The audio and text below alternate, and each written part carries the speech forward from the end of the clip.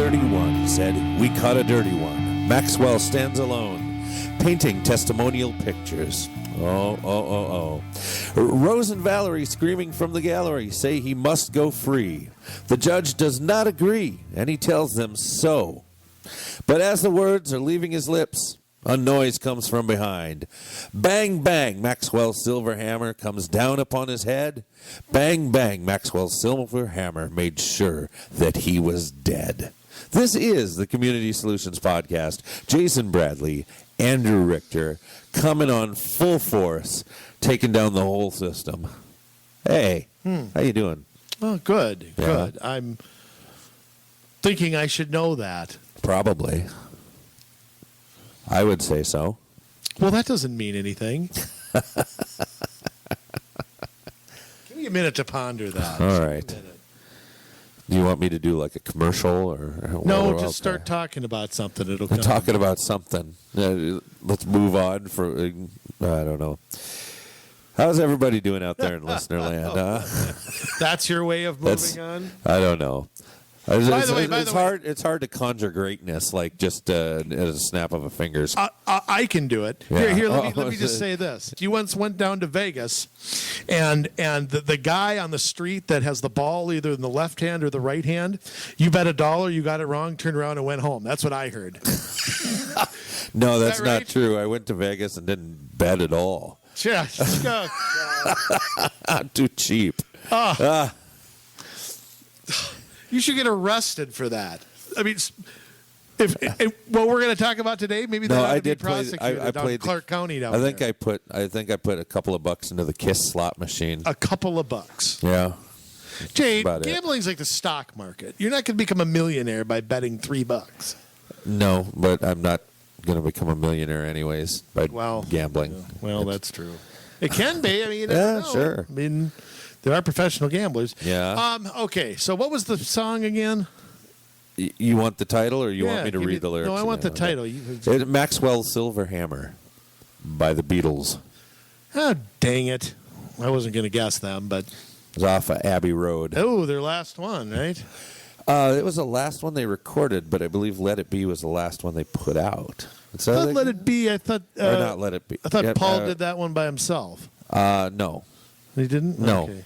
No, they all recorded that, and then they had that rooftop performance, which was their last performance, and it had that 1970? one. Dig a Pony and all that kind of stuff on it, so, yeah. Abbey Road, I've heard of that. I can picture the album cover where they're all walking across the street.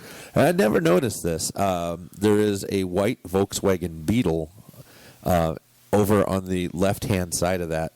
So there's actually 5 Beatles in the I've been seeing that photo. Album cover for 40 years, and I didn't notice it either. I know. It was pointed out to me recently. Beetle, by the way. Somebody ought to tell those guys. Beatles misspelled. Well, I mean, it's the beat. Beatles. Oh, that's what it is? Yeah, B-E-A-T. It's still misspelled. Yeah. So, I mean... It's amazing how many singers misspell stuff. It's incredible. Oh, yeah. Well, look at me. I misspell everything. Read my lyrics. It's like a 5th grader. No, not quite that bad.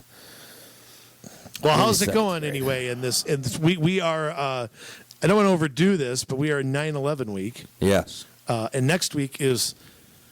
I don't know how public schools do this. Constitution Week. Oh, boy. I just laugh at that. Yeah. We celebrate Constitution Week while we destroy it every day, but we celebrate it. But 9/11, Jay, and again, I don't want to exploit it or anything like that. But there are, for an older generation that remembers President Kennedy's assassination or the moon landing, which I'll giggle at for a second, or something like that, where they were on some sort of date. 9/11, one of my formative experiences. I know you too. Mm-hmm.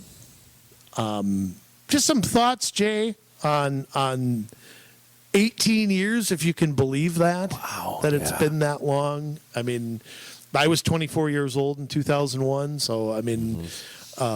almost half my life now, pretty close. It doesn't seem like 18 years ago, does it? Or does it seem like 100?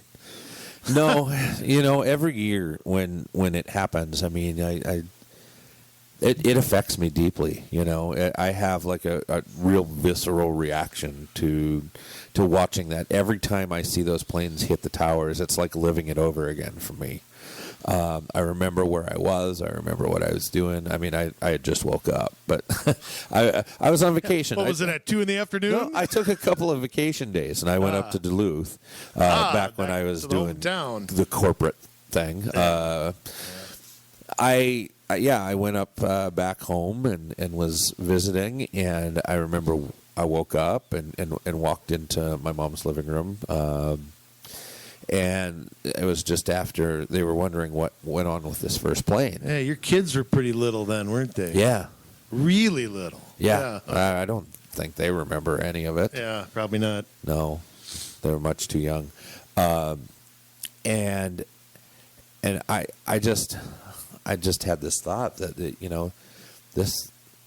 this had to have been on purpose. I mean, well, yes. If I can jump in, I can remember where I was. I was at the EZ gas station in Minneapolis, and they were listening to some morning show. I don't remember what, but not KQ, but some other one, and they broke in with the story that, and everybody thought it was an accident. That was the first thing. We're like, oh my God! And I said to my buddy, I was working with a friend of mine, and I said. We went back to my house in Robbinsdale. I was living in Robbinsdale then. And we got to see this, even though we were supposed to be on a job site.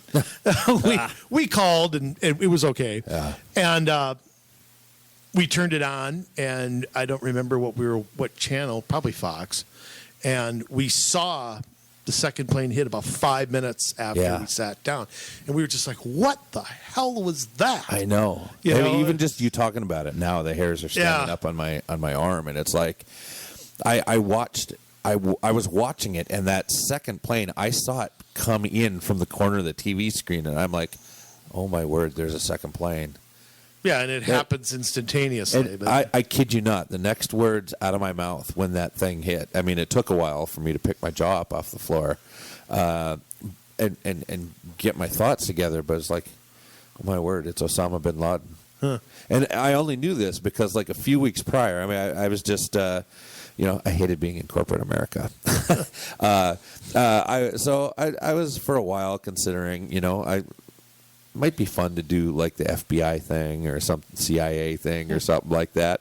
James Bond. Yeah, it might be fun. Jason so I was Bradley, looking at the FBI. I was looking at a website, and it was like, here's the 10 most wanted, and he was on the list. And I don't know, there was something about him that really stuck out to me, and that name came back to me just from what I had read about him on that website. I'm like, well, and remember, this is that. My buddy said Bin Laden too, and remember the embassy bombings in 1998, which in Africa, which nobody really knew. The public, I think, was not aware of this undeclared war we had already been in, even though we really weren't doing anything about it. And so there was that. I mean, and you sit there and you turn full circle, and what kind of a country have we been since? I mean, some things came out of that were good things.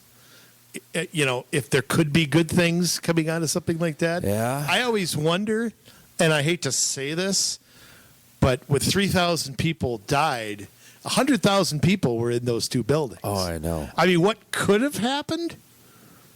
I mean, well, that's a good silver lining, I mean, it's not fun to think about, but what could have happened? Mm-hmm. And James Woods, the actor, yes, he has told the story, and I tried to find the YouTube clip of this. He was on Bill O'Reilly's show maybe a year or so after 9/11. Okay. Quite a while. He stayed quiet for quite a while. Yeah. And he thought he was on a plane where they were rehearsing 9/11. Oh, that's right. Yes. That they were testing out.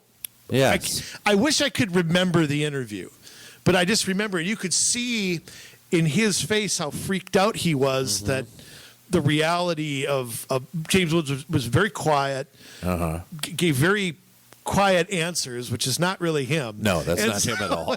So he was convinced that he was on a plane a couple weeks before that was like a dry run. And here's the other thing. I had flown to Vegas at the very last week of July of 2001. That was my sister's 21st birthday. Yeah.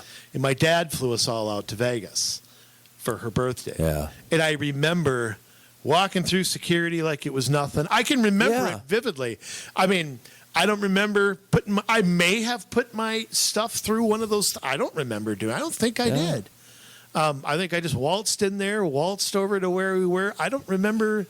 I think they did like you put your stuff through the X-ray machine. Right. They took my belt or something. Yeah. Zippity-doo-dah. Yeah. You put a backpack through there or whatever. But, they definitely didn't have the... And I wasn't aware of sitting on the plane. The thing that could be hijacked was the furthest thing from my mind. I was thinking about sitting down at the roulette table.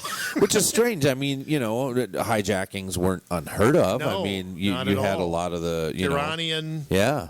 Yeah. But I mean, you really didn't worry about it, and it was a lot easier to get on a plane. You used to be able to go meet people at the terminal when they flew in, right? That's right. Look at the movie Airplane. They're all waving goodbye from down there. Running into poles and stuff. Yeah, the things you used to be able to do. Yeah. All the way back to D.B. Cooper. Right. So, I mean, but I mean, a day that I mean, hard. It's funny how you remember. You and I were talking off the air a little bit about there's these things that are just vivid in your mind. Mm-hmm. What I had for breakfast on 9/11, I have no idea. No. What I ate for dinner, I have no idea. What I did the night before, I probably watched Monday Night Football. I don't remember.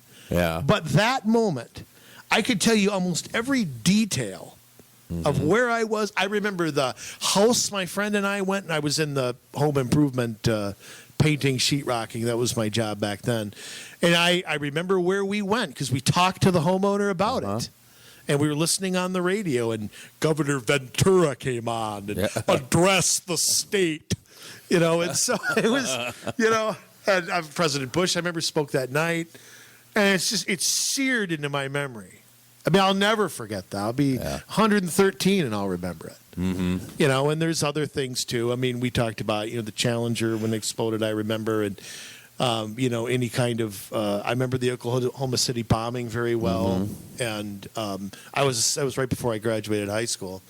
So, I mean, there's just, there's those events that, I mean, you're never going to forget them. And I mean, if you're 25 years old right now, you probably can't relate to what you and I are 22 years old. And okay, I guess if you're 7 or 8 years old, you might remember it. But maybe. I don't know if it have the effect on you. I don't think so. I mean, and you think about it, and you said it in the beginning that we lived a good half of our lives before this happened. We knew what freedom was like in that sense, where you didn't always have Big Brother listening to you, looking at you, storing your information. You didn't have Google and Amazon and whoever working with the government to be able to provide information on you. You didn't have these things that are being built with AI and whatever like they are now. Our kids don't know that world. They only know what has come about since the creation of this apparatus. Yeah, we know what it's like to have 5 TV channels. Yeah, and yeah, world, I mean, it's that kind of stuff. But you know what? Life before and life after the Patriot Act are two separate things. But your larger point of how much the world has changed in the last 25 years is you can't even quantify it. Yeah. You can't quantify how much the world has changed.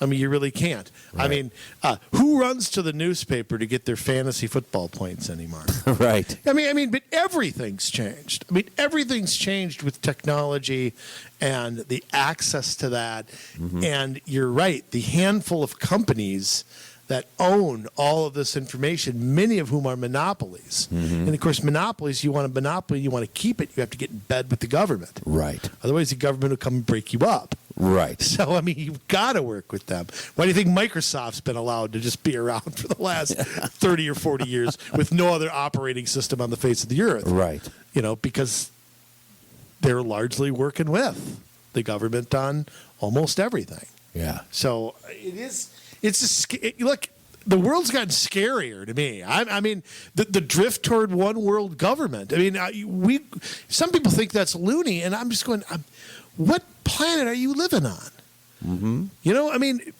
everything now is these companies and all that, they know no borders. Yeah. And that's the scary thing. I mean, I'm a complete free market guy, but there's a point in time where certain corporations can get so powerful that they can act they can act outside of the law, and they almost have the kind of power that a country would have. I mean, well, you've got corporations that are bigger than half the countries in the world. Right. I mean, but yet they can exercise policies against free speech because they're a company, not a country. Yeah. You know, Right. they can go against the Second Amendment. They can. No, look at it this way. Look up any left-wing cause in particular. Yes. Look at the donor list, and you are going to Big find companies. corporations Yeah. all over it. Absolutely. So it's and foundations, Yep. which are largely tax shelters.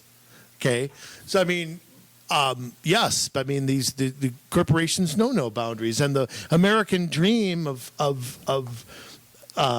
self-sustaining and all that gets further and further from us. Yes. Yes, it does. Anyhow, enough preaching on that. Enough preaching on Yes.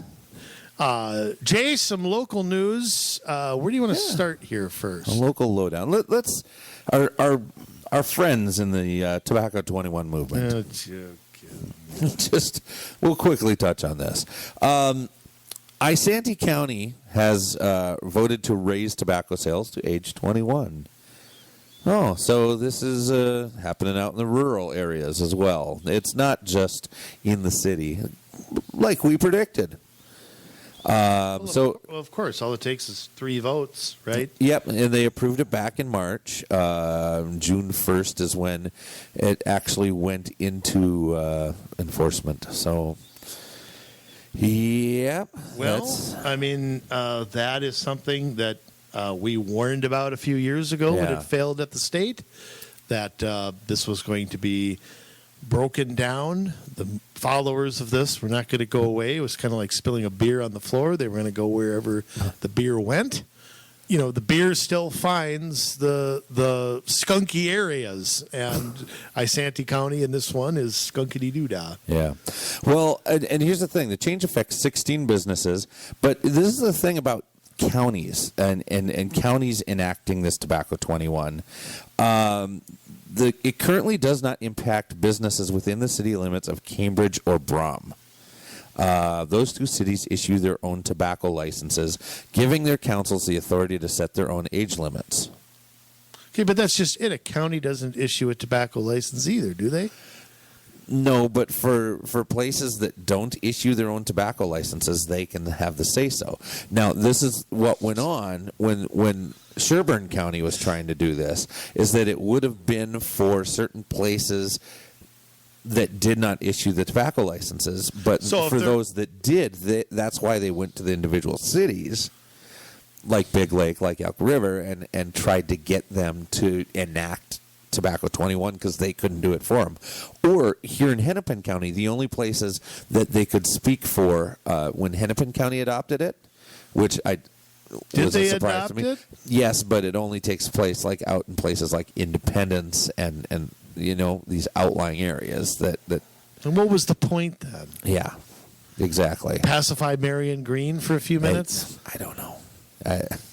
But they're not the only county that's been looking at this. Wright County, you know. Wrong County? Wrong County, yeah. Is also talking about it. And so if you're in Wright County, you may want to dig into this a little bit more. The hearing, oh my word, it's coming up quick. And by the time they get this, it might be over. A public hearing is scheduled for 1 p.m. Tuesday, September 17th to get public input on the proposed change. But that's just the public hearing. You know, you can talk to your... Are they going to vote on it that day? Well, sometimes they do it at 1 p.m. Real convenient for everybody. Right. Well, I mean, that's the way it works at the county level. Nobody works past 4:30. Right. Wright County traffic. Yep. And they're starting to mask this as not just a tobacco thing, but because of all the news around, you know, how unhealthy vaping and e-cigarettes are, and, you know, and even the president's looking at that now, and, you know, because there's been some deaths around it. They're going to use that to politically move this ball down the field. So, you know, it just hurts businesses. Well, eating at McDonald's can kill you. I don't know what you're going to do. Again, there's no concept of respect, Jay, and you and I don't talk about it enough. Negative rights. Yeah. There's no understanding whatsoever what the hell that is. Yep. You know, they think government can protect. It's almost like we're all little babies in our crib, and they never want us to drop our rattle. Yeah. Right. You know, that's what it's like. You know, sterilize that blanket before you put it in your mouth and chew on it for a while, like the little babies like to do. I mean, that's what they're doing for us. I mean, there's, you know, I mean, when it gets this ridiculous, and the people who are profiting the most from tobacco, is government. I mean, they're the ones getting the most money out of this. Oh, absolutely.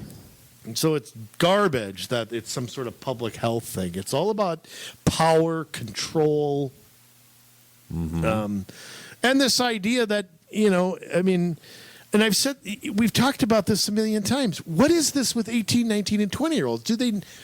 Who says they can take their rights away? Yeah. If it's so bad, why doesn't Isanti County make it illegal?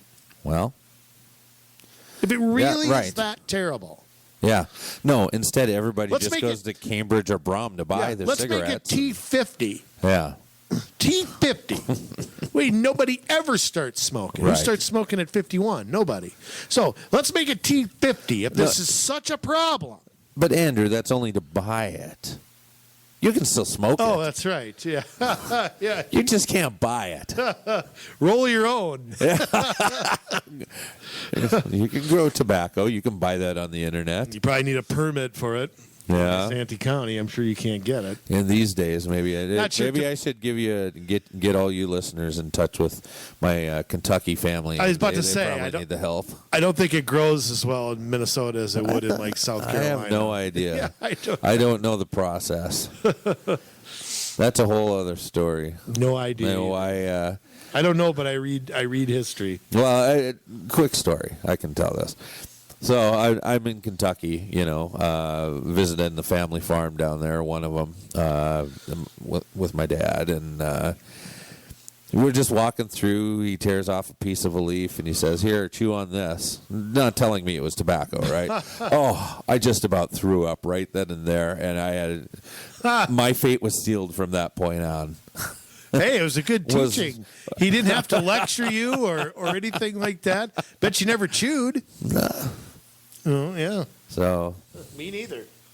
The only time I chewed one time, and that was because one of my friends on our football team chewed. He put chew in his mouth guard during the game. That had to be terrible. Yeah, and I don't know if I had a cold or what, but as a prank, he switched mouth guards with my helmet.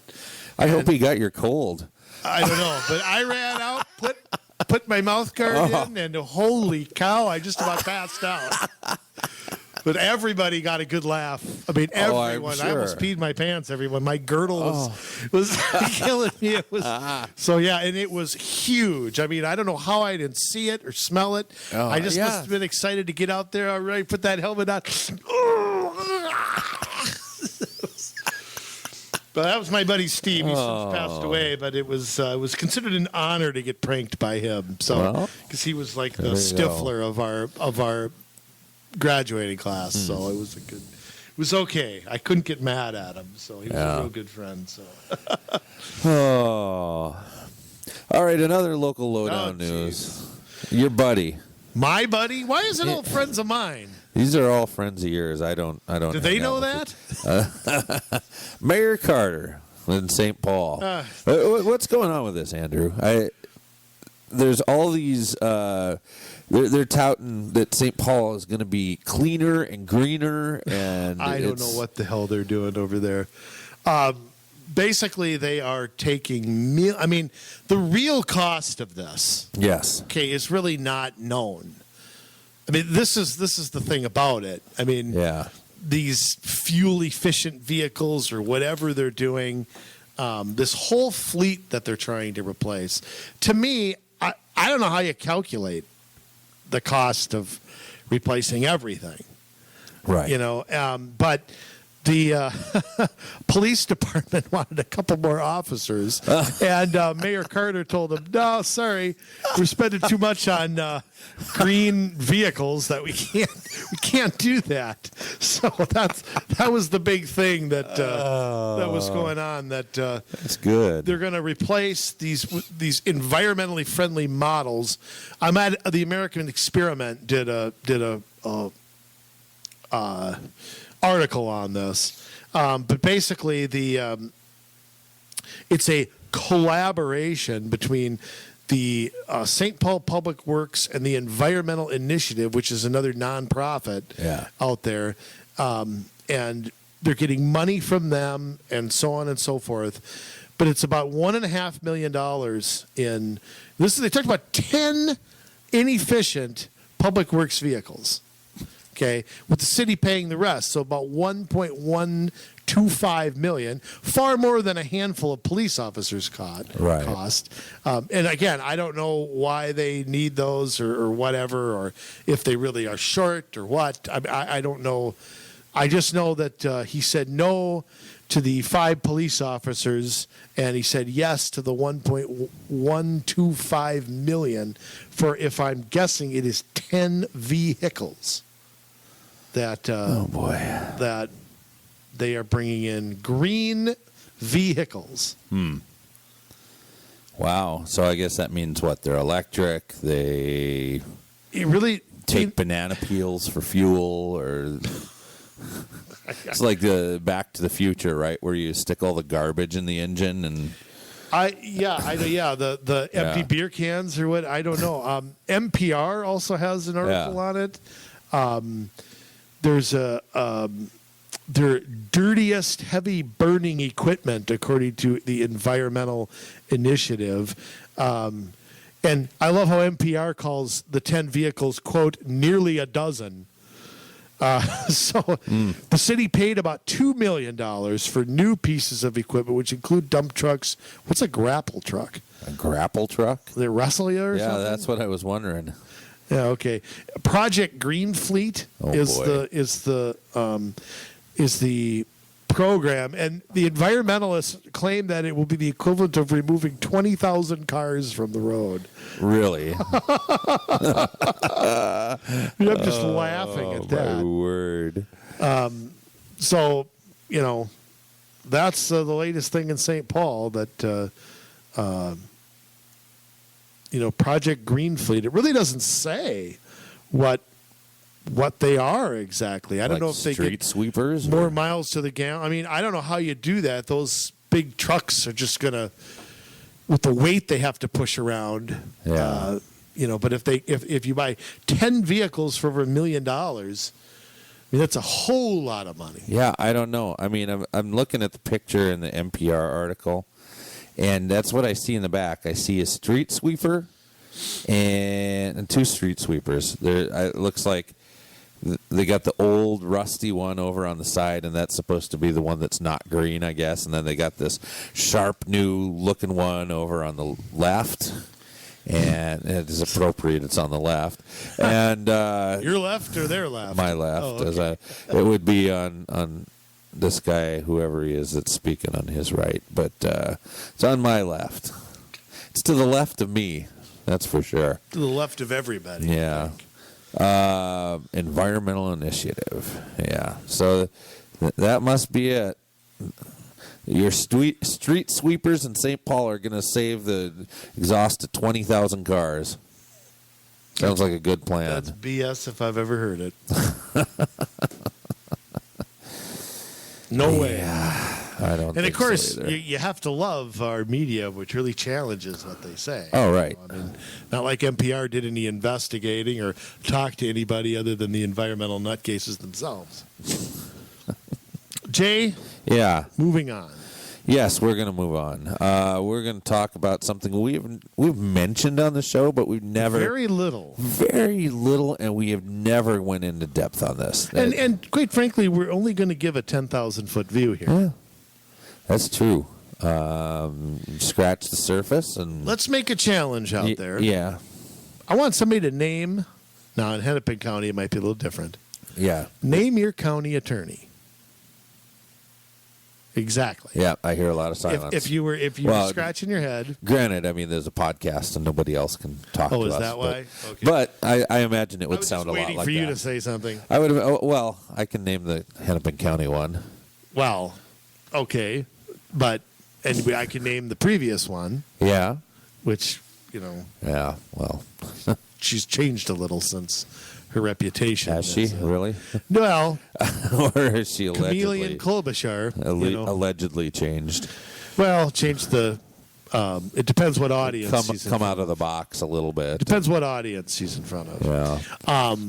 A county attorney. Yes. Jay, before we get into something, yeah, I want you to tell everybody what a county attorney does. But once you do that, yes, I have a stat for you that's going to set the tone for the rest of the evening. Okay. Or day or morning or whenever you're listening to this. Whenever in the shower. Yeah. From one of the new green vehicles in St. Paul. Right. Because I'm sure they listen too. So your environmentally friendly radio. Yes. Who is a county attorney? Now, we have 87 counties in Minnesota. They each have an attorney. What in the heck do they do? It's on your ballot. So the county attorney is an elected position, first of all. There are assistant county attorneys. There are other people that work in the county attorney's office. They are all appointed people. The only person that's elected is your head county attorney. Mm-hmm. What do they do? They, with adult prosecution, they prosecute felony crimes, which could potentially carry time in prison, which occur within the county, including murder, sexual assault, drug offenses, serious property offenses, or child abuse. They prosecute misdemeanors and gross misdemeanors, crimes which carry maximum penalty of less than a year in jail, and that occur outside of incorporated areas, as well as those cities for which office holds prosecution contracts. And duties may involve reviewing the investigation provided by law enforcement officers, filing criminal complaints, presenting cases before a grand jury, representing the state in court hearings and trial, making sentencing recommendations. The prosecutorial duties of the county attorney are mentioned in 88 separate Minnesota statutes. Oh, jeez. Yeah, one more than there are counties. Yeah. I'm surprised it's not more, to be honest. Well, that's true. The county attorney is the legal advisor for the County Board of Commissioners, the county officials, county departments. It would be, so in that aspect, it's like with cities, how they have their own lawyer or law firm that they hire that sits in the into the city council meetings, tells them what they're legally able to get away with. That's what a county attorney does as well. And got to do some hands. Mike Freeman's got to do some handstands. Yep, and so that could be anything from waste management, defending challenges to property tax values, representing the Human Services Department on welfare appeals, enforcing state law and county ordinance concerning environmental and health matters, forfeiting property used in connection with criminal activity, assists the county in buying property, negotiating leases and contracts, defending other lawsuits brought in state and federal court, and voluntary commitment actions to provide necessary treatment for individuals who are mentally ill, chemically dependent, or mentally challenged, bringing actions to obtain or enforce child support obligations or to establish the paternity of a child in order to obtain reimbursement for assistance and other costs to the taxpayers for little to no cost, starting legal proceedings to protect the health and safety of vulnerable adults within the county where they are in need of assistance. There are 140 separate Minnesota statutes that explain the county attorney's duties to represent or protect the county's interests in civil actions. Okay. I'm not done. Oh. Juvenile protection and child protection. They're also involved in. They prosecute all cases involving juvenile offenders, ranging from curfew violations to the most serious felony. Criminal behavior for which a juvenile may stand trial as an adult and receive an adult sanction, including a prison sentence. They administer a diversion program which allows juvenile offenders to receive consequences involving serious offenses without going to court. The program is intended to hold juveniles accountable and often include educational and restorative justice, blah, blah, blah, blah, blah. They initiate CHIPS, Child in Need of Protection or Services, petitions to protect abused or neglected children. Show. That's a TV show. Whatever, I don't remember the song, but... Victim and witness assistance. County attorneys provide assistance and support to the victims and witnesses who play a vital role in the criminal and juvenile justice systems. They advise crime victims of their legal rights, request restitution for losses suffered, and are a conduit for emergency assistance to victims when criminal activity creates hardship. They also, I am getting to the bottom here, they do a lot of stuff. This is an important job, and we'll talk about that later, but let me get through this. Pursuing improvement and prevention seeks new laws. They seek new laws to strengthen law enforcement, criminal justice, child protection, victims' rights, and other areas. Initiate and or participates in efforts to prevent or reduce crime locally, statewide, and on a national scale, such as domestic violence intervention, crossover youth, interactive television for court hearings, court attorney, anti-bullying initiatives, all that kind of stuff, and other duties of the county attorney. The county attorney has 21 statutory responsibilities for civil and criminal issues not involving litigation. 7 specific duties related to establishing and maintaining policies. 17 duties regarding membership, blah, blah, blah, blah, blah, whatever.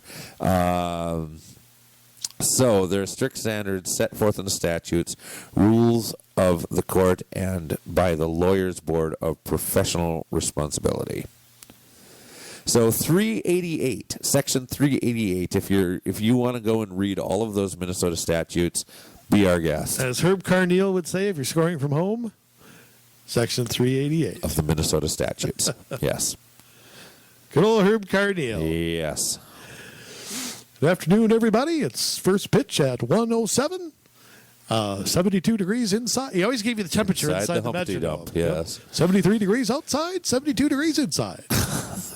Herb would give you the time of that first pitch and that temperature. Yes. Always giving you the temperature. Anyhow. Yes. So big. Now, Jay, I'm gonna ask you because you are a gambling man. Okay? As we just heard. We've just that Kiss machine is intriguing me. You are a gambling man. That's Kiss the band, by the way. Not right. Yeah. Okay. I got that. Yeah. I don't want our listeners You're to. not my type. Right. Okay, now, feelings mutual, buddy. We go well together on the radio, but not in other things. Now, Jay, There's 87 counties here. This is like you just read out a laundry list. Yes. I mean, I'm not sure the president's duties are that much. Okay? I'm not sure the president's laundry list of stuff is that long. Yeah. Okay? There are 87 counties in the state. All 87 had a county attorney election in 2018. Yes. Now, here's what I want from you, because I had it in my head, and I have the answer. Uh-huh. I had it in my head as well, and I want to get your take. And I've been dying to ask you this all day. What is the over-under, in your mind, of county attorneys in Minnesota who ran unopposed in 2018? Now, just blurt out and don't overthink it. Hold on now, just because I'm not a gambling man. Over under. Okay. I've always been a little fuzzy on that. Okay. Let's say the Vikings and the Packers are playing this weekend. Right. The over under is 51. Yeah. I'm just throwing out a number. That means the two teams combined will score 51. Do you think less or more? Yes. So you bet the under, you bet the over. Bet the over. Okay. So now there's 87. Yes. What is your over under of how many of them ran unopposed in 2018? Again, don't overthink it. Just give me the first number that pops in your head. 86. Okay, it was not 86. Now give me a real number. Because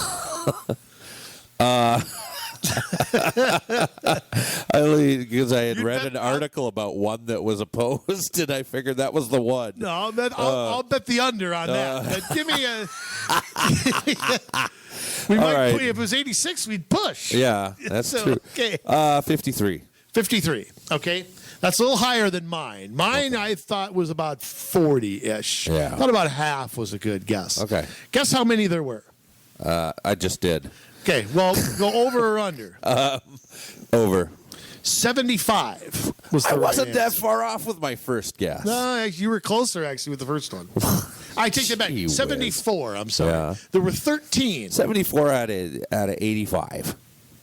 Out of 87. 87. Yep. 87. 74 out of 87 My word. ran unopposed. And many of them have been there for a long 3, 4, 5, 6 terms. Yeah. There were 13 that had competition. So of the 87 county attorneys in a state with 5.5 million people, about 100 people actually ran for the office statewide. Okay. Well, I'm sure they're all doing a smash-up job, though. Well, we don't know. I mean, this is the thing. Because nobody's ever held accountable. Right. And nobody's record is ever challenged. Right. You never really get the scrutiny that you would get if it were a legislative race or a mayor's race or a congressional race. No money is spent on it. No commercials are about it. No yard signs are anywhere. No billboards are anywhere. Yeah. No annoying commercials are popping up when you're trying to play Wheel of Fortune on your phone. Okay. Nothing like that. And we all know that even a person in power that we may like or we may ally with politically, if they're never challenged, if they don't have to listen to anybody, what do? They build a personal empire. Yes, I do. I mean, that's what they do. You get sucked in. It's like, okay, I can keep this job for as long as I want, as long as I don't create any controversy. Nobody will run against me. Nobody even knows me. Perfect job. Yep. Okay. So it is, and then the reason I wanted to blurt that out is you and I have been sitting here. I've been sitting here all week trying to dive into who these county attorneys are and what the hell they're doing, what they're prosecuting, they don't say wiener out there. I mean, okay, Hennepin County is a little different because it's high profile, it's a big county. That may not be a very good, but I mean, for example, Dakota County and Anoka County. Unopposed. Yeah. 2 huge counties. Wow. Unopposed. I mean, that is how under the radar this job is. So the basically sole discretion. I mean, if I'm understanding it right, the decision to prosecute or make a plea bargain or something of that nature lies within the power of one individual. Yeah. And this person never gets challenged. That is a power that cannot. I mean, this is not. We're not talking about the same city clerk for the past 3 or 4 terms, okay, Right. and whether they can keep good notes or they can't, okay, which is important. Okay, I'm not dismissing that for transparency and all that, but a person who we talked about the guy in Texas. Yeah. Hey, not going to prosecute. Yeah. I mean- you steal stuff Yeah. and you really need it below a certain dollar amount? That's right. That's right. Go Needed it. raid somebody's freezer of deer meat. I'm hungry. Can't help it. Guy's got some venison in the. Well, I mean, what are you going to do? You know? But we've seen it in all these other places, like out in California. I really too. wanted Family Ties season 4. He happened to have it on his. I've had a burning question. I didn't know what happened to Alex P. Keaton. There was a cliffhanger, and then I lost track. That's right. He flew away in the DeLorean. Tina Yothers, I don't know what happened to her. I have no idea. Couldn't tell you. But I mean, we're seeing this all over the country too. Out on either coast, we're seeing this, where you have your sanctuary cities, and you have. I'm just going to say it. You have illegal aliens that are breaking laws, and the county attorneys are not prosecuting those, and they're not turning people over to ICE. They're just letting people go. Or they're deciding they're not. You know, like the big thing is, it all comes down to equal protection under the law. And you know, if you're going to let one crime go, you can't prosecute. I mean. The fact that one person who goes unchallenged can solely decide whether to prosecute or not prosecute or make a deal or offer probation or whatever is a pretty scary prospect when you really think about all the power that could hold. Yes. And making it an elected office, I mean, which it should be, but who's bankrolling the people who are in the county office as well? Yeah. These people don't get challenged, okay? Where are the interests then to go? I mean, put it this way. If you've got, how do I give an example here? I'll use the Dallas example, for example here. You got some guy who gets elected and just decides he's not going to do something. Yes. Well, what do? You sit there and wait 4 years, try to find somebody who will run, try to get, but in the meantime, that person has 4 years to put together a coalition of everybody. They're gonna kiss everybody's butt to get this money and that money and blah blah blah blah blah. I mean, how do you ousting an incumbent is hard enough. Yeah. You know, I mean, and you got to find somebody that is a current attorney. Yeah, I mean, I think you have to have. I don't think I could step into that job. I don't think so either. I mean, maybe you could, but I'm not. I don't know. I don't know if Hennepin County wants me advising them on legal matters. They might not like my recommendations. Yeah, mine neither. Well, you could be Keith Ellison and have a defunct law license and be the Attorney General. I guess so. But I mean, this is an area where we really need folks to step up. And we really need scrutiny to be placed on people who are there now. And it's also where we could use our little mainstream media there to maybe do some journalism. You know, I'd like to see in, counties without looking through a million different records what's being prosecuted, what isn't. Also, if they bring a political agenda to the table, which is not the job of a prosecutor. That's the job of a defense attorney, okay? If you're passionate, prosecutors have to be cold-blooded. Yeah. Defense attorneys are the warm-blooded people. They take up a cause. Defense attorneys distort the truth, intimidate witnesses, and quite frankly, they should be commended for it. It does what makes the system work, because the burden on the prosecution, the burden's always on the prosecution. Yeah. You're innocent until proven guilty. Should and be. the defense has to turn over every stone. But if the glove doesn't fit, you must acquit. Did you have to say that? Honestly, you know what? That's exactly what I was thinking when you said. See, we've been doing this a while. Yeah. So anyhow, Yeah. I mean, the size job this is, and then somebody brings a political agenda, Yes. which makes it 10 times as bad and 10 times more important. Mm-hmm. But how many people are aware of it? No, very few. I mean, a lot of people might know who Mike Freeman is. Yes. Because he's been there for a while now. I mean, he's been there 3 terms, I want to say, ever since like that. Klobuchar was in the Senate. Uh-huh. I mean, he's been there a while now. And how many people could tell you Anything he's done. what he's done as a prosecutor, good or bad? I mean, I'm Yeah. not saying that. I mean, but how many people could even the people who are politically connected like you and me? I mean, I know who he is and what party he's from, Uh-huh. but I don't really know much about the job he's doing. No. And I doubt anybody else does either. That this guy represents 1.2 million folks. I don't think there's any yardstick to measure the job of county attorneys. Well, yeah, I mean, there's nobody takes it up. Nobody. I mean, maybe we have to, but I mean, it's such an enigma. A county attorney, and they themselves wield more power than I wonder if they realize how much power they had. Yeah. It's just, and I think that's why they stay and stay and stay. They just get drunk. Good gig. With the power to, make or break somebody's life. I mean, they can investigate people, wear them down, make them spend money on lawyers and things like that, and try to break them. I mean, I've been complaining about that on a federal level with what's happened to people like Carter Page and Roger Stone and people like that who are never been charged with anything, and their lives are ruined by these prosecutors. So I mean, what do you? I guess Stone was charged with something, but not convicted of something. But I mean,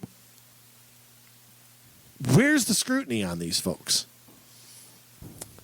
Yeah, I don't know. That's a good question. I mean, we'll just tell one quick story. You got the guy up in St. Louis County Yeah. who appointed his son to his. I mean, this is like the coach hiring his kid to coach third base and get a good salary. It's like I'm a rich businessman, and I want to have a tax shelter, so I create a foundation and give my son a $5 million salary to run it. I mean, that's what this is like. I mean, that's good what's stuff. the guy's name up there? You have it in front of you? Yes, somewhere. Mark something. Mark Rubin. That it? Yeah. By the way, misspelled. Mark Rubin, yes. Pool of 26 candidates, and somehow the best one just happened to be his kid. Many qualified applicants, he said. 4 years in private practice with no experience in criminal law. Wow. I'd like to know. Boy, this article quotes Richard Painter, so I don't know if I should read that part. Yeah. But I mean, what do you want to bet? I don't even have any idea if how long Mr. Rubin's been there. I'm guessing he wasn't just elected last year. He wouldn't have made this move. Right. So, you have, but again, I mean, a person with unchecked power running unopposed is going to do what they want. Right. And he's going to gamble that in 2022 you don't remember it. And nobody runs against him. So, therefore, nobody's going to bring it up or hold him accountable or anything like that. Yeah. So, I mean, there's the. Well, I mean, it's not against the law. Well, it's against the spirit of the law in my book. It is for me, too. I mean, you're talking about, but I think whether it's technically, I mean, there's the old thing of the appearance of impropriety versus whether it actually does violate a law or not. Yeah. To me, there's the common sense of it. Yeah. I mean, I don't know. this guy, Reuben, says that many times in his 8 years he's passed over more experienced candidates for those with maybe less experience, but having a more varied and relevant background for the role as an assistant, along with often a demonstrated work ethic. So he's been there 8 years. Okay. 2010 he was elected. Yeah. So he says he's done this all the time. Let's see those applications. I'd like to see some transparency on that, wouldn't you? Yeah. I don't know if he can publish people's applications, but yeah, Probably not, but But it's funny, but that he goes on to say that anyone who bears the responsibility of hiring employees knows full well that a person with the most experience in the area doesn't mean that they are the most qualified. Well, that's true. You can have somebody who works in a job for 40 years who didn't ever do anything but pick his nose and take naps, and they're not the most qualified. Experience is a factor, but not the only one. Yeah. But, yeah, you have to look at another thing that makes somebody qualified is having done it at all. Yeah. You know what I mean? It's like, I like tigers. I could be a zookeeper. You're going to get eaten by the tiger. But, hey, let's hire you. Yeah, I like baseball. I played it since I was a kid. I'm no good at it, but I played it for 30 years. Well, ridiculous. Well, you want to talk about a political agenda? Let's use Mike Freeman while he's off the sauce now, apparently. Well, or in process of process. He's sauce, decleansing.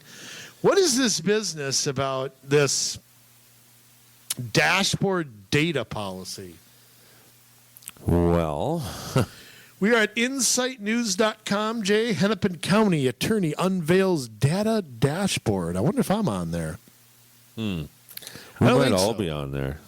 I bet we all are somewhere. But the dashboard allows anyone to track racial disparities. In what? Who's being charged?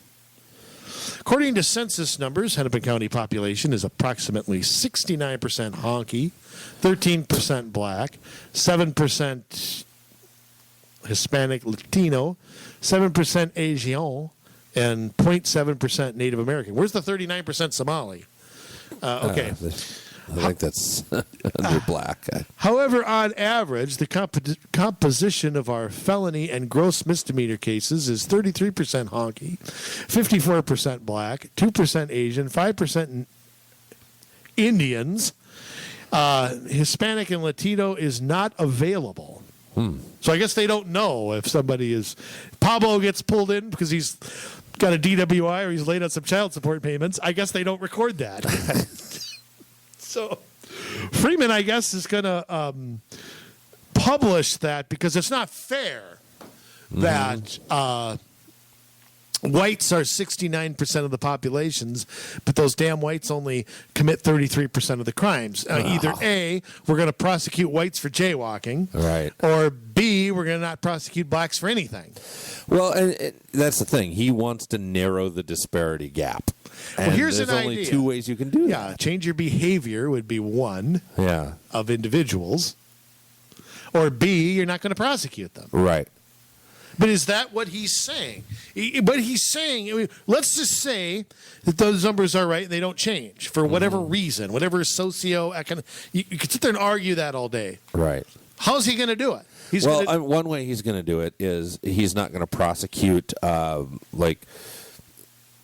drugs, possessing small amounts of marijuana. Right. That he's already stated that is something he doesn't want to do. That's right. You got a little hash, hashtag hash. You're going to be allowed to just drive on. So if I get caught with that, though, am I going to get? I mean, minorities aren't the only ones. Trust me, they're not the only ones that use that stuff. No. So if I get caught with that, am I going to be let go too? Not that I would, but because I don't. But I mean, I don't know. I mean, they got to get that 33. They need more. They need more whites behind bars. Well, I'm sure they could figure some things out. They probably could on me. Yeah. I might have, my window or something might be in violation of something. I don't know. You can make, like I said, they can make stuff up. Yeah. Roscoe P. Coltrane and Boss Hogg would have a field day with this. Oh, they sure could. So yeah, they want to publish these numbers, and they want to change. He's working on changing laws or He's getting social laws changed. engineering. He That's what is he's doing too. He is, yeah. You do people no favors by having them do bad things and then turn the other way. That does nobody any favors. All you do is guarantee it'll happen again. Think of it this way. You tell your kid not to touch the top of the stove, and they freaking, like me, they do it anyway. Okay? If my mom didn't whack my hand and tell me never to do that, my hand didn't get burnt, I would do it again. Yeah. And again, because that's the kind of kid I was. I once tried to parachute off the garage. Okay? I mean, it was all the movement. Boy who can fly. Yeah. That was what I was trying to do. I tied 2 bed sheets. Long story, but the point is that you don't change bad behavior by pretending it's not there. Right. And why is it important what race somebody is? I mean, justice is supposed to be blind. Yeah. It's supposed to. Everybody's supposed to get equal protection under the law, and justice is supposed to be blind. And doing this is a violation of every oath that this guy took. He ought to go back to drinking again. Maybe he ought to do better if he goes back with him and Val Johnson. They can go. They can go up to the. Where do they drink at? I don't know, the Lucky Seven or whatever. They can. I don't know anything in New Brighton. Yeah. I don't know. Yeah. Go have a couple Shirley Temples. And maybe they could join the former mayor over at Louis. Oh boy! Oh jeez! Well, Renee would outdrink them for sure. Maybe not Val though. That's because Renee started at 9 a.m. Yeah, you get pulled over at 0.78 or whatever she was, clinically dead. So now, Jay, you got a story here from Olmsted County. Yeah. About some infighting going on in the Attorney General's office. What happened there? This is from last year's election, right? Well, 2018? Yes. This was from that election. So, we mentioned it at the beginning of the segment that most of these races go uncontested. And that's a problem, and this pitted, let's see. Again, it's two progressives. Yeah, it is. It always is. Mark Ostrom, who was the challenger. No, he's the guy. And Jeffrey Herleid. Hercules. Jeffrey Herleid. Here lay Jeffrey. Yeah. He was a good man. He's no longer with us. That would be the Scandinavian pronunciation. I mean, here lied. Yeah, because anytime you have E. Let's see. That's right? Anytime you have an I after E, it's an I sound, and if you have the E after I, it's an E sound. I'm German. We conqured those guys. I don't need. Well, that's Germanic. That's that's what it is. Yeah, that comes from the German language. Would it be that? It would be like you have to yell it when you say it. Deutschland. You have to sound angry as can be. You do, and you have to, Hassenpepper. You gotta give the. They make it a little softer in the Scandinavian. And with Swedish is the singing language, right? So it's more like Jeffrey here lead. So, boy, I'll tell you. Yeah. Anyways, these two guys, they're going Herloins and Ostrom. What's going on with the? So they're both basically left of center. Yeah. Why are they? This was a little infighting going on, wasn't it? Well, yeah. So basically, there was a split over policy, and Herleid thought that Ostrom had lost sight of how to keep the office running smoothly, he wouldn't fare so well on the score from Robbinsdale with central office capacity, but you'll have to listen to a previous show to get that joke. See, it pays to listen every week, guys. I'm telling you. The laughs are in there. Running smoothly in favor of pursuing more public-facing, headline-grabbing initiatives, according to nearly half a dozen sources we spoke with. So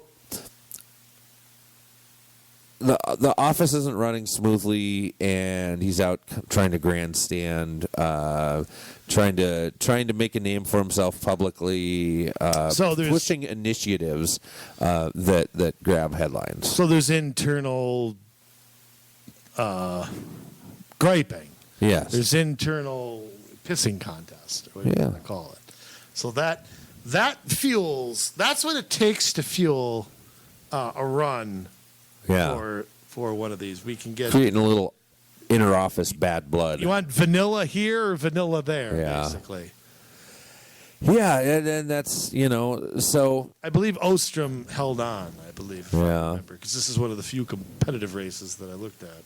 Yeah, and and so how do you do that? Because you're supposed to be, serving as kind of the county's chief attorney, and you're supposed to be serving the public, but yet you have to somehow. You have to run a department. You have to run a department. I mean, how as we talked about earlier, how do you grade that? I don't know how you grade that, and I don't know how you make but yet we need to have people stand up and run for these positions, and I think how you do that is you need to point out when an attorney is acting outside of their purview as an attorney, and they're pushing for policies, and they're telling you that they're not going to enforce crimes that are legitimate crimes. And we can debate things like low-level marijuana possession, and I don't think things like that should be prosecuted either. But their job isn't to decide the law; their job is to enforce the law, or not enforce it, but to prosecute infractions of the law. So I guess that's kind of enforcement. That's their job, and so what do you do when you have a county attorney that wants to make law, that wants to decide, oh, this isn't so bad, I'm just not going to prosecute it? Those are the things that you need to, make mention of. But it's also where you can make mention of it all day if they run unopposed. Right. Well, that's what I mean. I mean, in the end, you're really not. And Mike Freeman's been criticized from the left. Mm-hmm. I mean, remember, he had a challenger from the left, Mark Haas, who challenged him last time, beat him for the endorsement, actually, of the Hennepin County DFLers, even though Freeman won the election. Mm-hmm. I mean, the advocates wanted somebody more dynamic, or Freeman may be doing this partly to ward off people from his left. I don't know. Yeah, I mean, as opposed, but again, that was a tough battle as opposed to the Republican-nominated person. Oh yeah, that person. Who was that? Don't have an entire attorney in the. It was called Nobody. Yeah, it was called Other. Yeah. And you don't need to be identified as a Republican. You need to be, you need to. It should be nonpartisan. All of this stuff should be nonpartisan. It's ridiculous. Yeah, but we all know that that's not what's going on. That this is another way to control an agenda, just like electing a Secretary of State, which certain outside groups and individuals have put lots of money in across the country. It's just another angle. I mean, if look. It's kind of like this. Remember the story about the Obama administration using the IRS to go after its political opponents? With Lois Lerner, yeah. Okay, so what's the difference between a partisan county attorney possibly doing the same with all those powers and elected? Right. Okay, not an IRS bean counter. Yeah. Okay, an elected person doing that with political debts to owe to a party or a cause or something like that. Instead of saying, look, I'm going to enforce the law. That's my job. That's the oath I take. Potentially very scary. Yes. And I think, again, the more these races go under the radar, not talked about, not contested, the more and more of this kind of stuff you're going to see. The more and more, agenda-driven prosecutor's office, which is, again, they're supposed to be cold-blooded. Yeah. Yeah, and that's not to say that they, should be just going after people hardcore. No. That No. just means you don't have a feeling either way. I mean, a crime is committed, you prosecute it. Well, and again, with the whole idea, but you have to take circumstances under account. Our justice system does that. Right. But it basically, if you see a crime, and Mike Freeman prosecuting Mohammed Noor is an example of where, he had no choice but to prosecute that case. Right. Zero. I mean, doesn't matter anything else. I mean, he had to do it. I'm sure he didn't want to. Yeah. Police and the prosecutors do work hand in hand a lot. Law and order. But that's an example of where, you have to uphold your duty, and that's more important than one individual. Yeah. That, or if R. Kelly ever steps foot in the state again. Yeah. Watch out for Mike Freeman.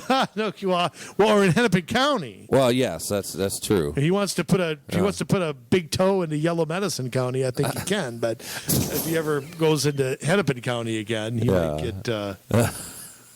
might spend some time in the pokey. Yeah. Or whatever. He'd post bail and be out of there. But I didn't even know that. I didn't even know that there were crimes allegedly he did in Hennepin County. I wasn't aware of that till seeing that when we looked all this up. So again, county attorney, first off, figure out who yours is. That's Just do us that. Yeah. Actually, learn what county you're in. I bet there's people listening who don't know what county they live in. And I think really, I think our listeners know what county they're in. I think we have new listeners all the time. We cross the ideological divide, Jay. Yes, that's true. People who don't like us still listen, and they may not know. That's true. That's true. So.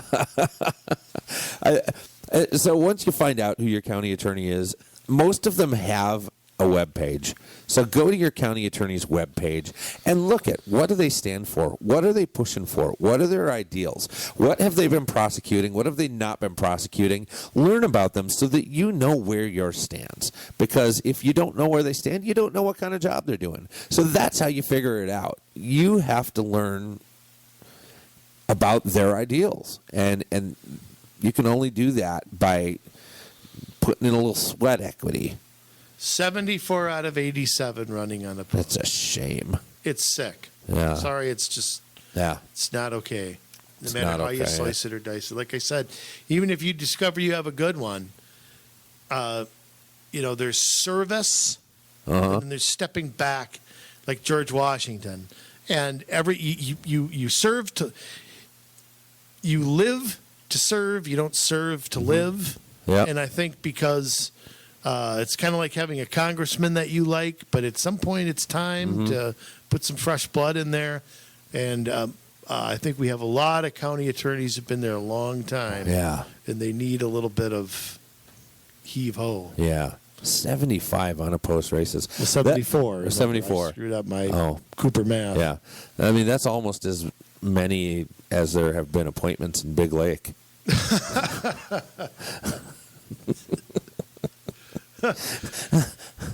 Well, it's close. Yeah, it's close. It is close.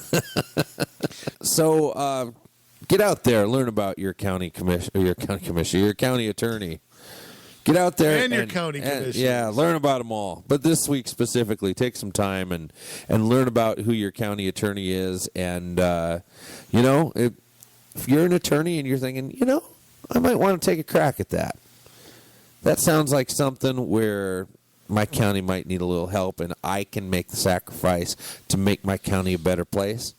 Get a hold of us. We'd like to help you formulate a plan, get ready to run, get your feet moving so that when when it goes, your feet are already on the ground, and you got a good machine built behind you. That's right. We know the political quid pro quo. They know the real one. Yeah. We know the political one. That's right. And if you're not an attorney, get your shyster butt on over here, and we'll, I think you can be any kind of attorney, right? Yeah. Be a tax attorney. You can be a personal injury. Oh, Yeah. God. Entertainment attorney. Ah. A personal injury. Don't give Gloria Allred any ideas, all right? Was it Jack Prescott? Oh, hey, he was the best, man. Is he still around? I don't know. Maybe he'd consider. Pearson and Prescott. He had a partner. Yeah. But Jack was the out in front guy. Yeah. It's all I do, and I do it well. Yeah. I just remember that. It's like the guy. Who was the guy with the Men's Warehouse? Yeah. You're gonna look great. I guarantee it. George Zimmer. That Yes. was no, not George Zimmer. Was it Maybe. Yeah. Mike Zimmer? Not Mike Zimmer. Was it Mike Zimmer? Okay, I thought it was George something. He had a big beard. Yeah. He Look your did. best. I guarantee it. Oh, if you're not an attorney, that's okay too. We need you to get involved no matter what. So Right. Go to law school. Yeah. No. Go to law. Yeah. Here's what you do: you go to law school. You find a law school and you apply. And my goodness. No, we need you guys on the forefronts, and do your due diligence, and you can start spreading the word about what's happening with your county attorney, and let us know, because we'll talk about it too. We want to do a lot more on this subject.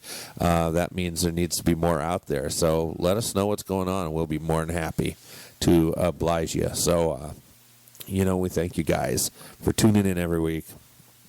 Means a lot to us, and we do our best to bring you the best show that we can, because A, we want to teach what we know, and B, we want you to go out there and take care of things, and we can't take care of things in 87 counties, so that's where you come in, because we love you, Minnesota. But now it's your turn to get to work.